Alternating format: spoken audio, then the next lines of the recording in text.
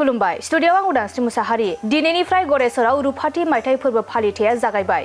बिरगोस्रि हारिमु आफादा सानथामनि हाबाफारिजों खुंनो लानाय रुफाथि मायथाइ फोरबो फालिथाया दिनैनिफ्राय जागायबाय। नंगौ, गरेसर नोगोराव थानाय खनजुरियाव गोदानै गथ'सा पार्कआव देग्लाय बोसोराव 25थि रुफाथि मायथाइ फोरबोखौ बिरगोस्रि हारिमु आफादा बैसागुनि 3, 4, 5 आरो एप्रिल दाननि 17, 18, 19 सानथामनि हाबाफारि लानानै गाजा गोमजायै खुंनो थाखाय दिनैनिफ्राय जागायबाय। दिनै गिबि हाबाफारि बायदियै रुंसारि थानेश्वर बर'नि गोसोखां गाहाय दरखंखौ बेखेवो। बेनि उनाव बिरगोस्रि हारिमु आफादनि गां 25 फिरफिला बिरहोयो, लोगोसे रंजालि बैसागु फोरबोनि फिरफिला बिरहोयो आरो जायगानि बैसोगोरा सुबुंफोरखौ मान बावनायजों हाबाफारिया जानानै थाङो। दिनैनि हाबाफारि जालांनायनि सायाव खौरांगिरिनि सिगाङाव बानजाय आफादनि गाहाय नेहाथारि कदानन्द बर' आरो दिदोम आफादनि गाहाय नेहाथारि थानेश्वर बर' बिथांमोना फोरमायदों दि देग्लाय बोसोराव गोबां हाबाफारि लानाय जादों, जेरै मेथाइ खननाय, मोसानाय, सेरजा हुनाय, सिफुं सुनाय, खन्थाइ आवरायनाय, सावगारि बोनाय बायदि बायदि बादायलायनाय हाबाफारि लानाय जादों होननानै फोरमायदों। बिनि अनगायैबो गोबां बैसागु हानजाफोरखौ हांख्रायनाय जादों होननानै फोरमायदों। बे हाबाफारिया साबसिन बैसागु सेंग्रा सिख्ला आरो गोबां बादायलायनाय हाबाफारि लादों होनना फोरमायो। बे रुफाथि मायथाइ फोरबो फालिनायाव बर'नि मुंदांखा मेथाइ खनगिरि मेनका बसुमतारी, इलिसा बर', मोनसोम बर' बिथांमोना हारिमु बिलिफां आयदायाव बाहागो लागोन। बिनि अनगायैबो बर'नि मुंदांखा फावखुंग्रि मनालिसा हाज'वारि बिथांमोननि हानजाया बाहागो लागोन होननानै फोरमायो। खुलुमबाय। गिबियावनो गरेसरनि बिरगोस्रि हारिमु आफादनि जानानै आङो गासैबो नैबे बर' रादाब नायगिरिफोरनिसिम आङो गाहाम हामलायनायखौ बावहरबाय आरो रंजालि बैसागु फोरबोनि बयनिसिमबो साफ्रोमबो जोंनि हारिमु मोजां मोनग्रा बर' रायजो राजा नोंथांमोननिसिम आंनि खुलुमनाय आरो सिबिनायखौ आङो बावहरग्रोबाय। बिरगोस्रि हारिमु आफादा 2002 मायथाइयाव दाजानानै दिनै 25 बोसोराव आगान होबाय। बे 25 बोसोराव आगान होनाय बिरगोस्रि हारिमु आफादनि जोङो दिनैनिफ्राय सानथामनि हाबाफारि लानानै जोङो रुफाथि मायथाइ फोरबो फालिगासिनो दङ। दिनैनिफ्राय बे हाबाफारिया जागायजेनबाय। दा दिनैनि गिबि साननि हाबाफारि बादियै जोंहा गिबिसिन हाबाफारि जोंनि दरखं बेखेवनाय बे हाबाफारिया जानानै थांबाय। जोंनि मानव गेदेर गरेसर मिउनिसिपालिटि बर्डनि बारग' मासिगिरि मानगोनां मुस्रि कृष्णदास स्वर्गियारि बिथाङा बे हाबाफारिखौ मावफुंनानै होबाय।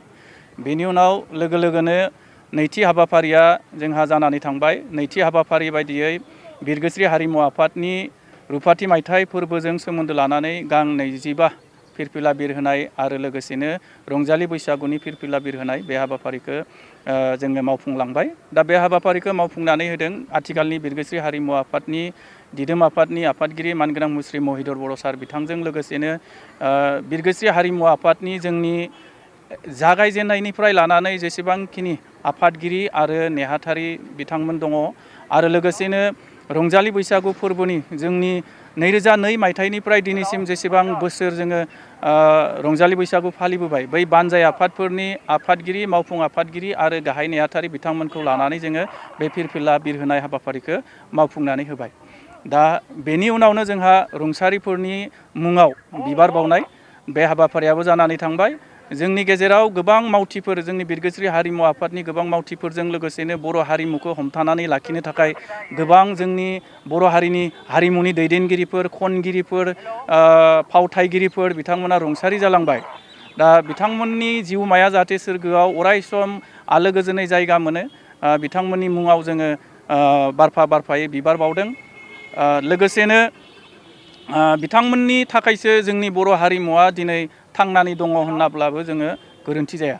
दा बेनिखायनो बिथांमोननि जिउमानि थाखाय जोङो इसोरनि सेराव आर'ज खालामनानै बिथांमोननि मुङाव जोङो बिबार बावनाय जादों। बेनि उनाव बिफांसा गायनाय हाबाफारि जों लादों। जोंनि ओनसोलनि गोबां जोंनि बारग' फोरोंगिरि बिथांमोन दङ, जोंनि बैसोगोरा सुबुं बिथांमोन दङ, बे हाबाफारिखौ जोङो बिथांमोननि गेजेरजों मावफुंनानै होदों।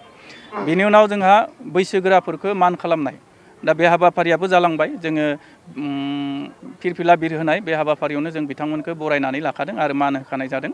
लोगोसेनो बेनि उनाव जोंहा जोंनि गरेसर ओनसोलनिफ्राय सासे मुंदांखा रेडिअ' आर्टिस्ट कुलाराम बर', रुंसारि कुलाराम बर' बिथांनि मुङाव जोङो जोंनि रुफाथि मायथाइ फोरबोनि गाहाय सायनासालिखौ जोङो मुं दोनदों। दा बिथांमोननि मुङावबो जोंनि गाहाय सायनासालि बे बेखेवनाय हाबाफारिखौ जोङो दान्दिसे समनि उनाव मावफुंगोन। बिथां बेखेवगिरि आलासिया जोंनि गेजेराव फैगासिनो दङ आरो बिथांनि न'खरनि रुंसारि कुलाराम बर' बिथांनि न'खरनि फिसौज्ला बिथाङाबो जोंनि गेजेराव बाहागो लाफैदों। दा बे समाव आङो बिथांमोना जोंखौ जे नागाराखै बिरगोस्रि हारिमु आफादखौ अनसायदों बेनि थाखाय साबायखरखौ आङो बावहरदों। दा गुबुन हाबाफारि बायदियै जोंहा थुनलाइयारि बादायलायनाय दङ। जोङो हारिमु बिथिङावल' गोसो होब्ला जाया, थुनलाइयारि बिथिंखौबो सोलोंथाइ बिथिंखौबो गोसो होलांदों बिरगोस्रि हारिमु आफादा। दा बे लेखायै जोङो सावगारि बोनाय बादायलायनाय, खन्थाइ आवरायनाय बादायलायनाय, बाथ्रा दान्थेलायनाय बादायलायनाय आरो लोगोसे गुबुन गुबुन थुनलाइयारि बिथिंनि जोंनि गेजेराव बादायलायनायफोर जोङो दिनै सानसेनि गेजेराव जोङो लाखिनाय जादों। दा बेनि उनाव मोनाबिलि समाव जोंहा रुंसारिफोरखौनो फिन आरोबाव जों गोसोखांनानै जोंनि बर' हारिनि हारिमुखौ हमथानो थाखाय मुंख्लं जालांनाय, सोरगोआरि जालांनाय बिथांमोन दङ। फारियै दाखालि बावैसो जोंनि गेजेरनिफ्राय रुंसारि जालांनाय, अरायसम बर' हारिमुखौ फोथांना लाखिनो नाजानायाव नारा नाथा नांथाबनाय मेथाइ खनगिरि अरुन नार्जारि बिथांमोन दङ, फैलाव बसुमतारि बिथांमोन दङ। बर' मेथाइ रोजाबनाय, असमिया खनगिरिब्लाबो बर' मेथाइ फोथारावबो बिहोमा होनाय जुबिन गार्ग बिथांनि मुङावबो जोङो बे बिरगोस्रि हारिमु आफादनि जानानै मोनाबिलि समाव आलारि बाथि फोजोंनायजों लोगोसे गुबुन गुबुन जोंनि सोरगोआरि बिथांमोननि मुङावबो जोङो बे गोसोखांनानै आलारि बाथि फोजोंनाय हाबाफारि लादों। बेनि उनावनो जोङो जोंनि दिनैनि हाबाफारि बायदियै जोबथा हाबाफारि जोंहा हारिमु बादायलायनाय बे हाबाफारि जों लादों। जोंहा गोबां मेथाइ खनगिरिफोर दङ जोंनि ओनसोलाव, गोबां मोसाखावरि बिथांमोन दङ, उन्दै उन्दै जाखांफुनाय मोसाखावरिफोर दङ। दायो जोंनि गेजेराव फावथाय मुलुगनि गोबां फावगिरिफोर दङ जोंनि गरेस्वर ओनसोलाव। बिथांमोनखौ लाफानानै जोङो हारिमु दिन्थिफुंनायजों लोगोसेनो हारिमु बादायलायनाय बेबायदि मोनसे हाबाफारि लादों। दा बेखिनिया जाबाय जोंनि रुफाथि मायथाइ फोरबोनि सेथि साननि 3 बैसाग एबा 17 एप्रिल साननि गिबि साननि हाबाफारि। गाबोन नैथि साननि हाबाफारि एबा 4 बैसाग बे 18 एप्रिल सानखालिनि हाबाफारि बायदियै जोंहा जागोन। गिबियावनो जोंहा फुंबिलि समाव खारनाय बादायलायनाय, गेलेनाय बिथिङावबो जों गोसो होदों। जोङो थुनलाइयारि बिथिङाव गोसो होदों, जों हारिमु बिथिङाव गोसो होदों। जोङो समाजनि बैसोगोरा सुबुंफोरनि मान खालामनाय, बिथांमोनखौ जे जोंनि दानि गोदान जुगनि लाइमोन सेंग्रा सिख्लाफ्राबो जे मान खालामनांगौ, सनमान खालामनांगौ, बिथांमोननि बाथ्राफोरखौ मानिनांगौ, गनायनांगौ, साननांगौ। दा बे बिथिंखौल' नोजोर होआब्लासिनो आरोबाव जों खेलानि बिथिङाव, जोंनि गेलेनाय बिथिङावबो जोङो गोसो होनानै जोङो जोंनि ओनसोलाव गोबां नेसनेल प्लेयारफोर दङ ओंखारदों। बिथांमोन बायदि जाहाथे जोंनि इयुन जेनेरेसनाबो जानो हायो बेखौ नोजोर होनानै आरो जों एसे बिहोमा जाहाथे बिथांमोननो होनो हायो बेबायदि बाथ्राफोरखौ नोजोर होनानै जोङो खारनाय बादायलायनाय बेबायदिबो लादों, गेलेनाय बादायलायनाय लादों गुबुन गुबुन आयदायाव। बेखिनिया बेनि उनाव जोंहा हारिमुवारि हानजा सुरनाय दङ गाबोनो बयनिख्रुइबो गाबोननि गोसो होनो गोनांसिन आरो गोसो बोगथाबनो हानाय हाबाफारिया जादों हारिमु हानजा सुरनाय। बिरगोस्रि हारिमु आफादा बबेबा बोसोराव जों हायाखै जानो हागौ, नाथाय सम सम जोङो बे हारिमु हानजा सुरनाय हाबाफारिखौ लाबोगासिनो दङ। देग्लायबो जोङो रुफाथि मायथाइ फालिथायनि बोसोर बादियै बे हाबाफारिखौ फिन लाफिननाय जादों आरो बे हाबाफारियाव गरेस्वर हालामनि जेसेबां गामिफोर दङ बे हाबाफारियाव बाहागो लाफैगोन होननानै जोंनो खोथा होदों आरो जोंबो हांख्रायनाय जादों बिथांमोनखौ। बेनि उनाव जोंहा आरोबाव गुबुन मोनसे देरसिन हाबाफारि दङ गाबोननि, बे जाबाय बिरगोस्रि हारिमु आफादनि जिउनां सोद्रोमाफोर दङ। जोंहा लाइफ मेम्बार गोबां जाबाय। बिरगोस्रि हारिमु आफादाव गोबां लाइफ मेम्बार दङ जोंनिया, जाय बिथांमोनखौ लानानैनो जोंनि बिरगोस्रि हारिमु आफादा थांनानै दङ दिनैसिम आरो इयुनाव बे आरोबाव गुवारनिफ्राय गुवारसिन जालांगोनखौ जों मिजिंथियो। दा बिथांमोनखौ जों मान खालामनाय, बिथांमोननो जायफोर गोदानै हाबदों जिउनां सोद्रोमा महरै बिथांमोननो फोरमान बिलाइ गथायनाय बे हाबाफारि लादों आरो जायफोर बिरगोस्रि हारिमु आफादाव एखेबारे जागायजेननायनिफ्राय लानानै बिबान लाबोदों, फाउन्डारफोर दङ जायफोर बेनि उन समाव बिरगोस्रि हारिमु आफादाव बिबान लाबोदों, जायफोरा बानजाय आफादाव गोग्गोमै बिबान लाबोनानै नारा नाथाय नांथाबनानै खामानि मावबोदों, बिथांमोनखौबो जोङो गांफा मान बिलाइ आर'नाइजों लोगोसे जों जेरैबायदि हायो जोंनि फिसा अननायजोंनो जों बिथांमोनखौ मान होनो जों गाबोन मोनसे हाबाफारि लादों।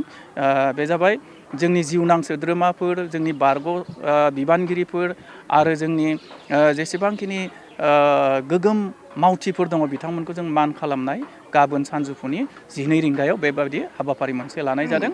बेनि उनाव जोंहा आरोबाव गाबोन मोनाबिलि समाव हारिमु बिलिफां आयदा मोनसे लाबावनाय जादों। बेयावहाय जोङो बर'नि जाखांफुनाय मेथाइ खनगिरि उदालगुरिनि मानगोनां बिथराइ इलिसा बर' बे बिथांखौ जोङो हांख्रायनाय जादों खनगिरि महरै गाबोननि हारिमु बिलिफां आयदायाव। लोगोसेनो जोंनि ओनसोलनि गरेस्वर ओनसोलाव गोबां खनगिरिफोर आं दहायनो बुंदों गोबां खनगिरिफोर जाबाय जोंनि ओनसोलाव जोङो गोदोनिफ्राय नुनो मोन्दों गरेस्वर बायदि ओनसोलाव हारिमु बिथिङाव जोबोद जौगानाय नाथाय जों बेखौ बुरखांनो नाजागासिनो दङ फिन आरोबाव दायो दा बेबायदि बुरखांनो नाजानायनि थांखिजोंनो जों रंजालि बैसागोनि बयनिसिमबो गोजोन हामलायनायखौ जासिहरबाय दिनै जोंहा बिरगोस्रि हारिमु आफादनि बानजायनायाव 25थि जि रंजालि बैसागो फोरबो अर्थात रुफालि मायथाइ फोरबो फालिथायनि दिनै गिबि हाबाफारि बिनि गिबि हाबाफारि हिसाबै जोंहा फिरफिला बिरनाय हाबाफारिया जोंहा जानानै थांबाय बिनि उनाव जोंहा मुंख्लंफोरनिसिम बिबार बावनाय बे हाबाफारियाबो जानानै थांबाय दंफां गायनाय हाबाफारि बिनि उनाव दङ जोंहा गिदिरफोरखौ मान होनानै खुलुमनाय जि हाबाफारि बेबो जोंहा दान्दिसे समनि उनावनो जोङो बे हाबाफारिया दिनै जागायगोन बिनि उनाव दङ जोंहा फरायसाफोरनि जि थुनलाइयारि बादायलायनाय खन्थाइ आवरायनाय बादायलायनाय डिबेटिं कम्पिटिसन सावगारि बोनाय बादायलायनाय बेनिफ्राय मोनाबिलियाव जोंहा गोदान मेथाइ जि बादायलायनाय बे हाबाफारिफ्रा जोंहा जानानै थांगोन ओनसोलनि मेथाइ खनगिरि बिथांमोननि मेथाइ खननाय बे हाबाफारिफ्रा जोंहा दिनैनि जि सानसेनि हाबाफारि बेनिफ्राय जोंहा गाबोन सानसेनि हाबाफारि हिसाबै जोङो दङ गाबोनो फुंबिलियाव 10 रिंगायाव जोंहा रेलि कालचारेल रेलि जोंहा जागोन मोनफ्रोमबो जोंहा गामि ओनसोलनिफ्राय फैनानै बाहागो लाफैगोन खमैयो जोङो 1000 मानसिनि बाहागो लानायनि जि मोनसे रेलि बे रेलिया गाबोन जागोन बेनि उनाव दङ जोंहा गाबोनो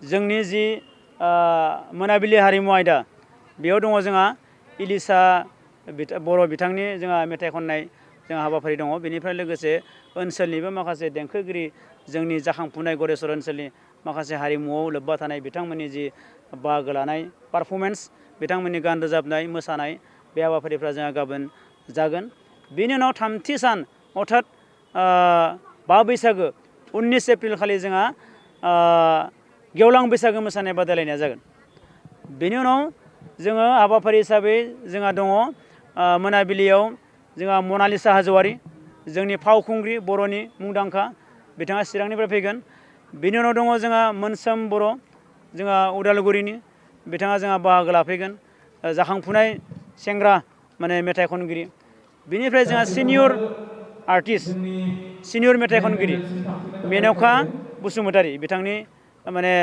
मेथाइ खननाय जोंहा दोङो गाबोन हरनि मोनाबिलियाव दा ओंखायनो मानगोनां रायजो राजा बिथांमोनखौ जोङो बे हाबाफारिफ्राव जों मोनफ्रोमबो हाबाफारिफ्राव जोंनि गरेस्वरनि जि बिखायाव जानाय खुंफुंबाय थानाय जि रुफालि मायथाइ फोरबो बेयाव बाहागो लाफैनो थाखाय जों खावलायगोन आरो जिहेतु रुफाथि मायथाइ फोरबो फालिनायनि जि हाबाफारि बे हाबाफारि हिसाबै जोङो गायसनगिरि बिबानगिरि बिथांमोनखौ लानानै बिथांमोननिफ्राय दिनैसिम जाय बिथांमोना दिनै बिरगोस्रि हारिमु आफादखौ दिनै फोथांनानै लाखिबोबाय गायसनगिरि दैदेनगिरि बिथांमोननिफ्राय लानानै दासिम जोङो गासैबो बिबानगिरिफोरखौ जोङो मान बावगोन बरायगोन गांफा साइटेसन होगोन आर'नाइ होगोन आरो बेनिफ्राय जिउनां सोद्रोमा जायफोरा बिरगोस्रि हारिमु आफादाव नांथाबनानै जाय बिथांमोना जिउमा सोद्रोमा हिसाबै जानानै दङ जाय मोजां मोननानै दिनै बिथांमोननि अनसायनाय मोजां मोननायावनो दिनै बिरगोस्रि हारिमु आफादा थांनानै दङ दा बिथांमोननोबो जों गांफा माने जों जिउनां सोद्रोमानि जे सार्टिफिकेट बेखौ जोङो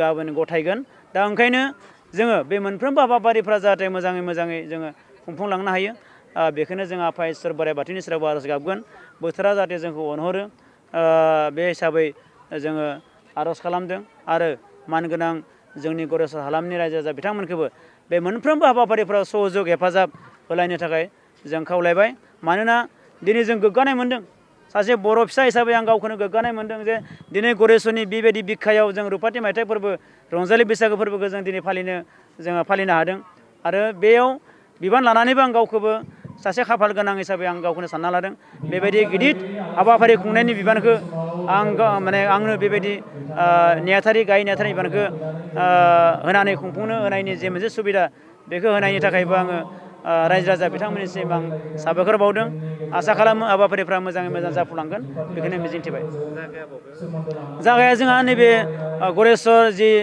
गोदो जों बेखौ मा होनना बुङो सेरिकालसार होननानै जायखौ मिथियो जेराव सिरपि केम्प होननानै बुङो चिल्ड्रेन पार्क आरो बे चिल्ड्रेन पार्कआवनो जोंहा मोनफ्रोमबो हाबाफारिफ्रा जागासिनो दङ जों गोदोआव PWD IB लायोमोन खिन्थु देग्लाय जिहेतु रुफाथि मायथाइ फोरबो दा बेनि थाखाय जोङो जायगाखौ नायनानै जायगाया जेतु एसे गिदिर नांगौ दा बेनिखाय जोङो बे जायगाखौ जोङो सायख'नाय जादों।